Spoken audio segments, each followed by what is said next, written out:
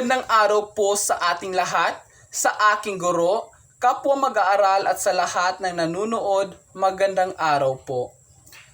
Ngayong araw, tayo ay nanunood hindi lamang upang alalahanin, kundi upang magbigay pugay at taus-pusong pasasalamat sa isang pambihirang bayani ng ating kasaysayan, si Dr. Jose P. Rizal.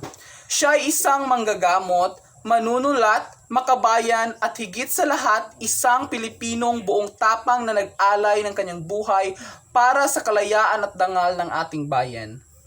Narito ako ngayon upang ipahayag ang aking malalim na pasasalamat sa kanyang mga sakripisyo, aral at pamana na hanggang ngayon ay patuloy na nagbibigay liwanag sa bawat Pilipino. Dr. Jose Rizal, maraming salamat sa iyong walang sawang pagmamahal sa Pilipinas. Sa kabila ng panganib, pang-uusig at banta sa iyong buhay, pinili mong ipaglaban ang bayan sa mapayapang paraan sa pamamagitan ng iyong panulat at talino. Ang iyong mga akda tulad ng No Limitang Hire at El Filibusterismo ay naging mata ng sambayanan upang makita ang katotohanan tungkol sa pang-aapi at kawalang katarungan. Noong panahon ng kolonyalismo, dahil sa iyong tapang, nagising ang damdaming makabayan ng maraming Pilipino. Hindi lamang kalayaan ang iniwan mo sa amin, kundi mahalagang aral din. Itinuro mo sa amin na ang kabataan ang pag-asa ng bayan. Kaya bilang isang mag-aaral, mas nauunawaan ko ang aking tungkulin na mag-aral ng mabuti, mangarap para sa bayan at maging mabuting mamamayan. Ipinakita mo na ang tunay na kabayanihan ay hindi lamang nasusukat sa pakikipaglaban gamit ang armas, kundi sa pagtatanggol sa katotohanan, karapatan at dignidad sa pamamagitan ng karunungan at mabuting gawa.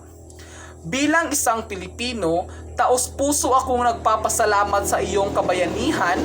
Maraming salamat, Rizal, sa pagbibigay sa amin ng lakas ng loob na mahalin ang aming bayan, ipaglaban ang tama at gamitin ang aming kakayahan para sa kabutihan ng nakakarami. Ang iyong buhay ay paalala na ang isang tao sa tulong ng talino, tapang at pagmamahal sa bayan ay maaaring maging daan sa pagbabago. Sa pagtatapos, naway hindi lamang natin alalahanin si Dr. Jose Rizal bilang isang pambansang bayani, kundi bilang huwaran ng bawat Pilipino. Dalhin natin ang kanyang mga aral sa ating puso at isabuhay ang kanyang diwa araw-araw. Sapagkat ang tunay na pasasalamat kay Rizal ay hindi lamang nasasabi sa salita. Ito ay naipapakita sa gawa, sa pagmamahal sa bayan at sa pagsisikap na maging mabuting mamamayan.